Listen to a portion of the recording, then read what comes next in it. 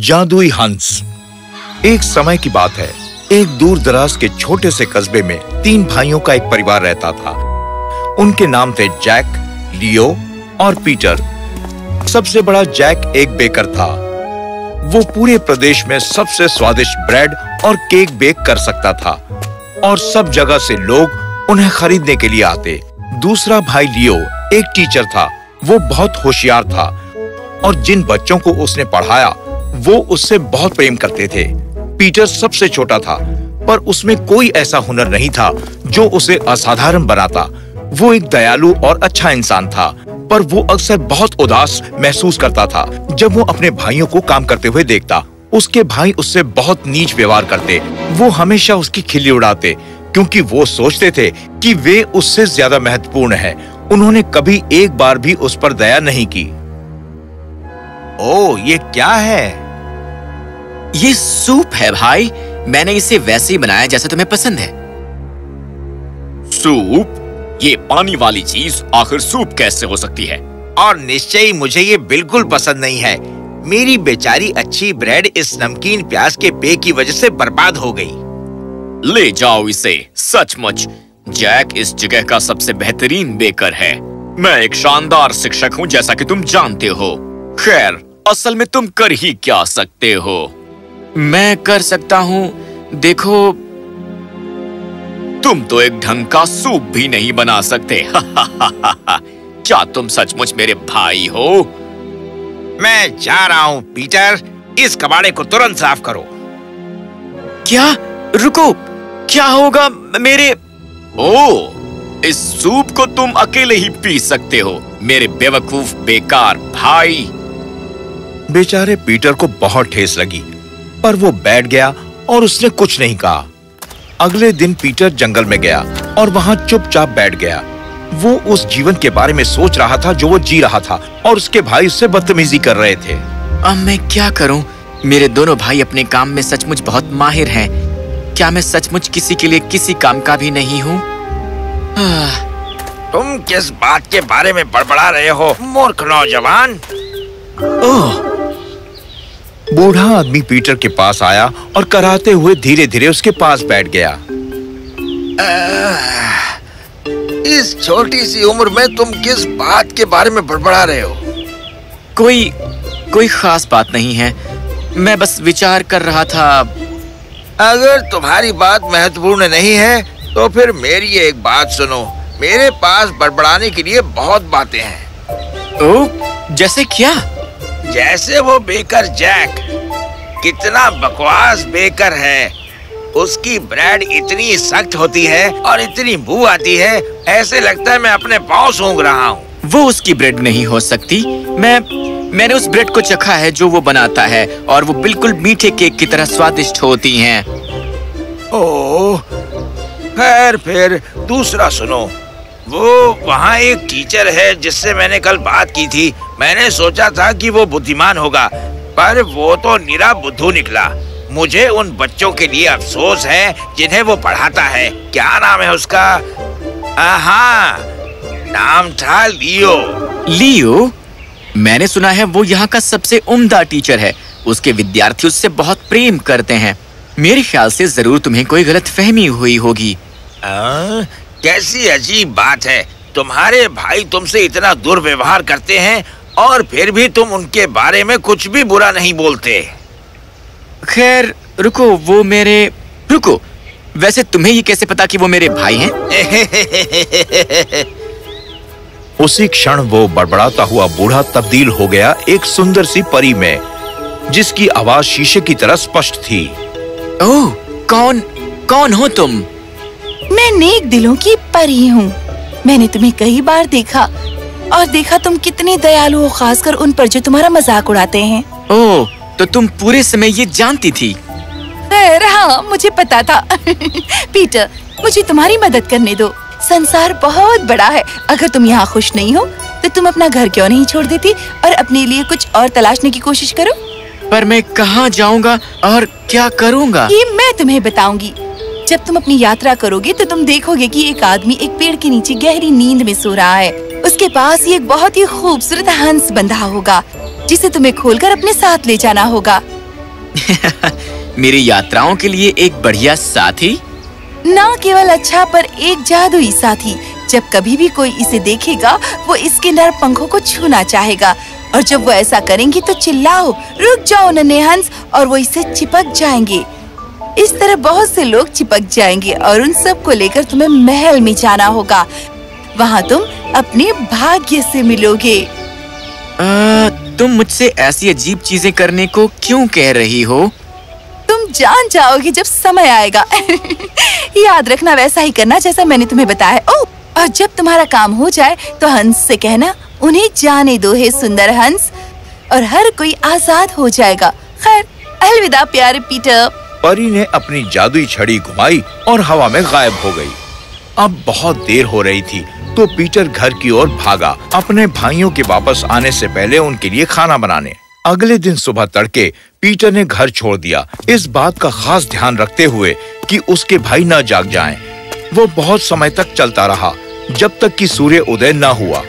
उसके रास्ते में बिल्कुल वैसे ही जैसे परी ने कहा था, एक बड़ा सा आदमी पेड़ के नीचे सो रहा था और वहाँ उसके करीब एक बहुत ही खूबसूरत हंस बंधा हुआ था जो इससे पहले पीटर ने कभी नहीं देखा था।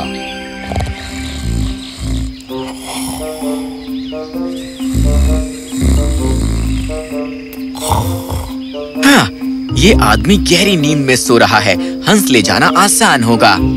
उसने रस्सी खोली और हंस को खामोशी से उठा लिया और वहाँ से निकल पड़ा।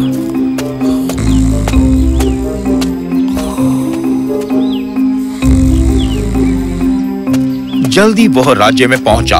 वहाँ वो अपने हंस को सड़कों पर से गुजरते हुए ले गया। अपने आसपास सभी शानदार चीजों को देखते हुए जब वो चल रहा था, उसने देखा कि एक शख्स हंस को घूर रहा है। क्या बात है, ये हंस वाकई लाजवाब है। मैं इसे सहला सकता हूँ? ओह, हाँ बेशक आप कर सकते हैं। लीजिए, सहलाइए। उस शख्स ने खुश होकर हंस को छुआ और सहलाने लगा। शांत हो जाओ नन्हे हंस।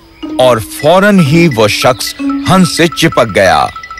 वो अपना हाथ खींच न सका, चाहे वो कितना भी संघर्ष करता रहा।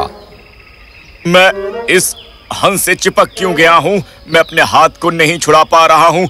ये क्या जादू है? मदद करो मेरी। पीटर बस उस आदमी की ओर देखकर मुस्कुराया और चलने लगा। वह आदमी पुकारता रहा और लोग घूरने लगे। उनमें से एक थी चिमनी साफ करने वाली। उसने उस शख्स को देखा जो हंस से चिपका हुआ था और उसकी मदद के लिए आई। मदद, कोई मेरी मदद करो। ये लो, मुझे पकड़ लो, मैं तुम्हें खींच लूंगी। और जिस क्षण पीटर ने ये देखा, वो जोर से चिल्लाया, रुक जाओ नन्हे हंस। अब वो बेचारी चिमनी साफ करने वाली भी उस क्रोधित आदमी से चिपक गई। ये क्या है? मुझे जाने दो, इसी वक्त मुझे जाने दो। आउच! इस गंदे झाड़ू से मुझे मारना बंद करो। मिलकर वो सड़क पर चलते गए, एक दूसरे से जुड़े हुए। लोगों ने ये देखा और इस नजारे को देखकर हंसने लगे। रास्ते में उन्हें एक जोकर मिला जो एक पहिया साइकिल पर था। मैंने छोटे हाथी के बच्चे देखे हैं जो अपनी माँ की दुम पकड़े रहते हैं। तुम उनकी नकल क्यों कर रहे हो? हंसना बंद करो और हमें आजाद करवाओ। और जैसे ही उसने अपना हाथ आगे बढ़ाया, पीटर जोर से चिल्लाया, रुक जाओ वहीं नन्हे हंस। ओह, मुझे जाने दो, मुझे जाने दो। कहीं ऐसा ना हो कि मैं गिर जाऊं। रुक जाओ। मैंने तुम्हें पकड़कर नहीं रखा। झूठी कहीं कि तुमने मुझसे चाल चली है। इसी वक्त मुझे छोड़ दो, जल्दी। लोग हंसे जब उन्होंने एक पूरी कतार देखी जो हंस की पूंछ के सिरे से एक के बाद एक चिपके हुए थे। मिलकर वो महल की तरफ गए। मैं तकरीबन महल में पहुंच चुका हूँ, पर मुझे कोई अंदाजा नहीं है कि मुझे यहाँ क्या करना है। उसी समय एक बहुत ही सुंदर सोने की बग्घी उनके निकट आकर रुकी। उसमें बैठी थी राज्य की सबसे प्रिय राजकुमारी लिया। वह एक बहुत ही सुंदर नवयौवना थी, पर अपनी माँ की मौत के बाद से उसने मुस्कुराना और हंसना छोड़ दिया था। और जब उसने बाहर देखा कि लोगों की एक कतार आपस में चिपकी है बहुत मजाकिया ढंग से, तो वो खिलखिलाकर हंस पड़ी। हे भगवान, ये कैसा नजारा है जो मैं देख रही हूँ। राजा ने अपनी राजकुमारी के हंसने की खबर सुनी और उन्हें बुलाया जिन्होंने उसे हंसाया था। और जब वो दाखिल हुए और उसने भी उन्हें देखा तो राजा भी हंसी से लोटपोट हो गए। ये सबसे मजाकिया चीज है जो आज तक पहले मैंने कभी नहीं देखी। पीटर को ये सब देखकर बहुत आनंद आ रहा था। उसने पीछे मुड़कर देखा उन क्रोधित और असमंजस में पड़े लोगों की तरफ जिन्होंने खुद को इस झमेले में फंसा लिया था। मेरे ख्याल से मुझे अब उन्हें आजाद कर देना चाहिए। उन्हें जाने दो सुंदर हंस। और बिल्कुल अचानक लोगों की पूरी कतार आखिर आजाद हो गई। उन्हें इतनी राहत महसूस हुई, पर वो डर से इतना सहम गए थे कि वे महल से बाहर दौड़ गए, जान बचाकर चीखते चिल्लाते। तो तुम वो आदमी हो जिसने मेरी बेटी को हंसाया। मुझे इतने सालों के बाद उसकी प्यारी प्रसन्नता भरी आवाज सुनकर इतनी खुशी हुई है। मैं तुम्हारा जितना धन्यवाद करूं कम है। ये तो मेरा सौभाग्य है महान राजा। अरे वाह, कितना सुंदर हंस है। ऐसा लगता है जैसे उसे बर्फ से बनाया गया है। क्या मैं उसे छू सकती हूँ? हाँ, बेशक आप छू सकती हैं। और जैसे ही उसने सहलाया, उसने अचानक देखा और महसूस किया कि पीटर कितना खूबसूरत था। हे नौजवान, क्या तुम्हें कोई इनाम चाहिए मेरी बच्ची को हंसाने के लिए? खैर महाराज, आपकी सुंदर बेटी से शादी करने के अलावा मुझे और कुछ नहीं चाहिए। उसकी आवाज जब वो हंसती है तो लगता है जैसे घंटियां बज रही हों। ओह खैर, मुझे यकीन नहीं हो रहा है कि पिताजी, मैं भी उससे विवाह करना चाहूंगी क्योंकि वही ऐसा एकमात्र इंसान है जिसने मुझे हंसाया है। तो अगले ही दिन पीटर और लिया का विवाह एक बहुत ही विशाल समारोह में बड़ी धूमधाम से हुआ। लिया, तुम सबसे खूबसूरत लड़की हो जो आज तक मैंने देखी है, और तुम्हारी वो मुस्कान मेरे पूरे संसार को रोशन कर देती है। मैं वादा करता हूँ तुम्हें हमेशा हंसाऊंगा और खुश रखूंगा। ओह, मुझे तुमसे प्रेम है पीटर। और इस तरह वो हमेशा राजी खुशी रहे। और पीटर ने ये जान लिया कि उसे कुछ महान करने के लिए महत्वपूर्ण होने की जरूरत नहीं है। उसने ये जान लिया कि स्वयं में होने से न केवल उसे प्रसन्नता मिली, बल्कि उसने अपने आसपास के लोगों को भी संतुष्ट किया।